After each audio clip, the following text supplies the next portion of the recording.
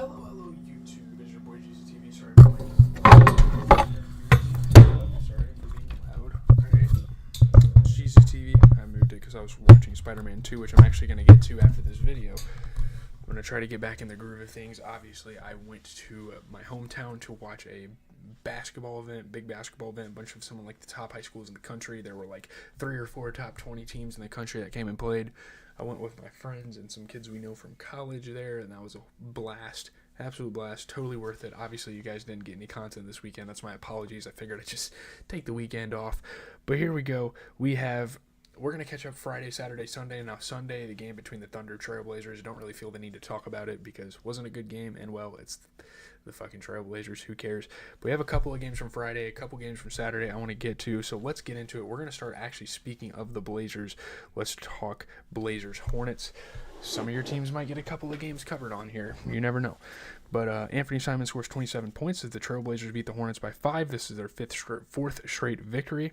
Up to this point, now obviously that got crushed when they were playing the Thunder, but, you know, obviously Anthony Simons, amazing second half and just a great scoring night in general, and I've seen Jeremy Grant kind of circulate and get back into the lineup, and he's been having some good scoring nights recently, so that is awesome. Good win. Obviously, you know, the new pickup for the Hornets was Josh Okogie, and I mean, he's playing good defense, so shout out to him for that. Pretty fun game here. Vasilij Micic hit some tough shots. Not much of a game here. Obviously, these are two teams that are looking to get a high draft pick and looking to rebuild and have a young roster, get a good future on their hands. But you look at the Blazers, you get a 22-point performance for Jeremy Grant, who shot 50% from 3. You get 27 points from Anthony Simons, who shot 40% from 3 and 50% overall. Pretty efficient nights for those two, just kind of spearheading the offense. And obviously, prior to injury for a while, Jeremy Grant was a huge part of this team. So that's awesome there. Not a great game for the Hornets. I mean, you get 16 points, 10 rebounds for Josh Okogie off the bench, shooting 33% from 3. But other than that, they didn't have much of their players out there. And obviously, you know, Cody Martin got injured, so that was kind of unfortunate. That was one of their only, like, true starters out there. I don't know, you know, Diabate, Okogie, Jeffries, Wong, Simpson, those are guys you have on the bench. And it's like, you know, Josh Okogie and Musa Diabate they're pretty good. I don't know, Isaiah Wong. I don't really know who these guys are. KJ Simpson, I guess he's played a couple of times for this team. Who is Daquan Jeffries? I don't know. He played JUCO. This guy came from a JUCO and he's in the NBA. That's awesome, dude. That's actually kind of awesome. But there's that game. We're going to move on to the Cavs and the Sixers. A little embarrassing here that the Cavs lost to the Sixers. But, hey, the shorthanded 76ers beat the Cavs by 3 to end a 7-game losing streak. Obviously, all sorts of losing streaks, all sorts of negative streaks going into the season here for the Philadelphia 76ers. Not a great start to the year. But obviously, guys like Paul George and Tyrese Maxey continuing to score at a high level without Embiid out there, so that is big time. Yeah, that's awesome. You know, even guys like Kelly Oubre Jr. coming out there making tough shots. It was a dope game. The Sixers mascot Franklin kind of willed a turnover from Ty Jerome. Now, there was kind of some controversy about that. I don't know if a mascot should really be able to do that, if I'm being honest with you. It is what it is. You know, obviously, Donovan Mitchell was making it tough, hitting tough shots. Him and Ty Jerome playing really well from the three-point line. Ty Jerome, holy fuck. Are you kidding me, dude? This guy had 33 points and shot 8 for 8 from the three-point line. What the hell am I? I didn't realize he made that many threes, actually. Like, I knew he shot well from 3. I was watching some highlights. Holy fuck, dude. Darius Garland put up 26. He shot 40% from 3. You get a 37-point performance for Donovan Mitchell. But I just think a guy like Dean Wade just isn't enough on the starting lineup now. You have guys like Georges Niang. You have guys like Ty Jerome, Jalen Tyson, Sam Merrill. You have all sorts of guys off the bench that they can honestly play over Dean Wade. I don't know why Dean Wade is a starter. It's very weird to me. It's never really made sense. Obviously, the Evan Mobley injury is affecting that a little bit. Maybe a little bit. I don't even know. Maybe Max Strus is his replacement. But you look at the Sixers. You get a 30-point performance for Paul George. You get 12 points, 13 rebounds for Yabusele, who's been having a pretty solid year with the Sixers here. You know, kind of taking over from Embiid. Shot 33% from 3. 29 points for Tyrese Maxey, who shot 50% overall. 22 points and 13 rebounds for Kelly Oubre Jr., who shot 33% from 3 and 50% overall. So some pretty solid shooting nights. They shot the ball really well. I mean, both teams shot the ball at a pretty high clip, but Yeah.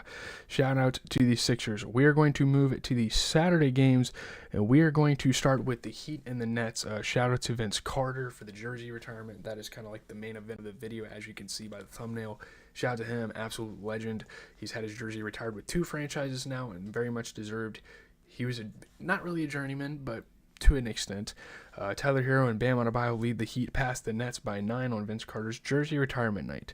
Obviously, great scoring for Tyler Hero, and obviously Bam Adebayo is going to add to that decently as well, and especially, rebounding for Bam Adebayo, just being kind of that fundamental, traditional big. He can stretch the floor a little bit, but he gets the job done. He hasn't had the most consistent season, but really good game here for Bam, and they get the win. Vince Carter's jersey got retired. Obviously, the Nets played pretty good. I mean, Noah Clowney was hitting 3-pointers. This was a decently fun game, but, guys like Nikola Jovic played well on the defensive side of the ball. Just kind of giving some guys credit here. You look at the Heat, you get 17 points, 16 rebounds for Bam Adebayo, made his only 3 of the night. Tyler Hero just continuing his consistent season with 25 points off of 50% three-point shooting. That guy's a fucking bucket. There's really not much else more to say. You look at the Nets. I don't think the Nets played bad this game. I mean, D'Lo had 22 points. He shot 50% from 3. 22 points as well from Keon Johnson. So that's pretty awesome. 33% from 3. I don't know. I guess it kind of comes down to bench players like Zaire Williams maybe not putting in the minutes they need him to, just not being efficient. I mean, I know they don't really have the depth out there, but I don't know. I guess there really isn't much for them to do until they get some star power. D'Lo's the start of it. You need someone to really, you need a LeBron type of player, like a guy that can move the floor, open opportunities for your young guys. It's probably not going to be LeBron himself, but I don't even know if they're going to find someone to either, because holy shit, who would want to play for that franchise? Let's be honest. Let's move on, though. We are going to get into the Pistons and the Magic game.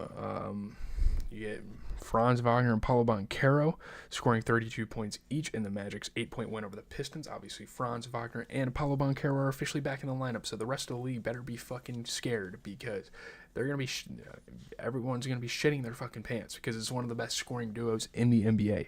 Insane fourth quarter for Franz Wagner, just insane scoring night for him, insane scoring night for Paolo Banchero, and Paolo Banchero just does a little bit of everything. He's not just a scorer, not just a defender. He's going to go out there, he's going to rebound, he's going to move the ball around, and for his frame, for being 6'10", he does things that a 6'10" guy's not supposed to do, and that's why he's become such a special player in this league. And they get the win.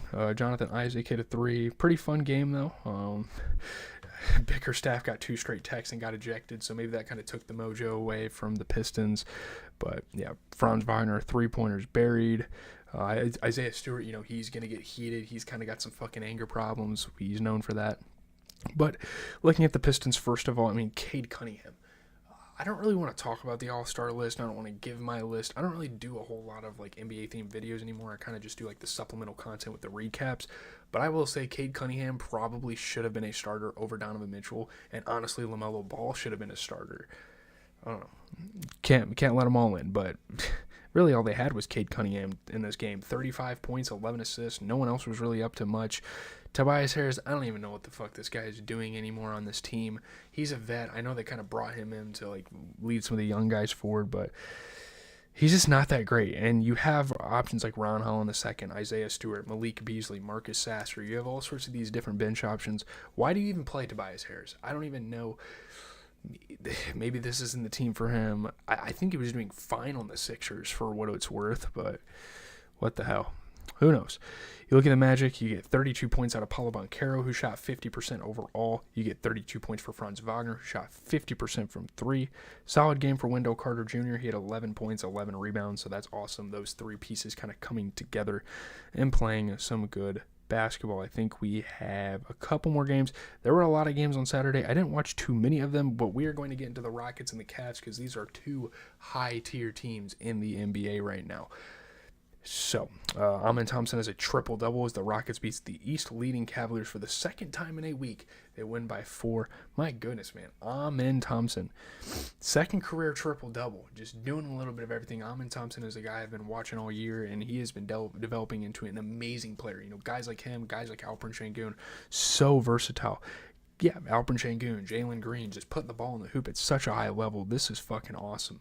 This is going to be a really fun team to watch come playoff time. Now, obviously, the experience is really going to show, I think, but yeah, and even like Steven Adams, the vet, going out there hitting tough shots. Obviously, Evan Mobley was back. He was getting up, using his size and making things happen. Pretty fun game to watch. Donovan Mitchell was getting to the rim. But man, Alperen Şengün is so tough. This team is so tough. I don't even know what to say. 23 points, 10 assists, 14 rebounds for Amen Thompson. This guy's a fucking beast.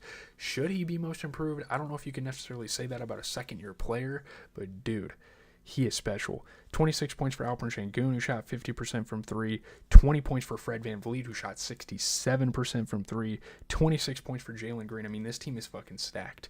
And no one ever expected it to be, but yeah, these guys can hoop for sure. You look at the Cavs, you get a 39-point performance for Darius Garland. You get 33 points for Donovan Mitchell. And you get 21 points off the bench for Georges Niang. He actually played pretty good. This kind of sucks. They're trying to get... I think the reason they really lost this game is because they're kind of getting Evan Mobley back in the swing of things, and he kind of returned from injury. Now, obviously, he wasn't scoring as much this game. It was more really just Georges Niang kind of coming in that spot and scoring, but... yeah, obviously, again, Evan Mobley needs to kind of get the rust off the wheels, so that's completely understandable. We are going to move on here, though. I don't really have any other games to talk about, actually. I think that is going to do it. We're going to look at the Monday slate because I think they're coming back. Holy fuck, there's so many games on tomorrow. Can't wait. Pistons are playing the Cavs. Celtics have a tough-ass schedule. We have to play the Rockets. Magic and Heat will be a pretty good game. You get the Grizzlies and the Knicks going out there. Pretty good basketball on tomorrow. I'm pretty hyped about it. Clippers, Suns. So yeah, I'm definitely going to be checking out some basketball, and if there's any close games, I will be talking about them on the channel. But that is me kind of catching up for the weekend. We are going to be back on track. I'm going to try not to miss too many days for the rest of the regular season. We need to close this thing out. We're over halfway through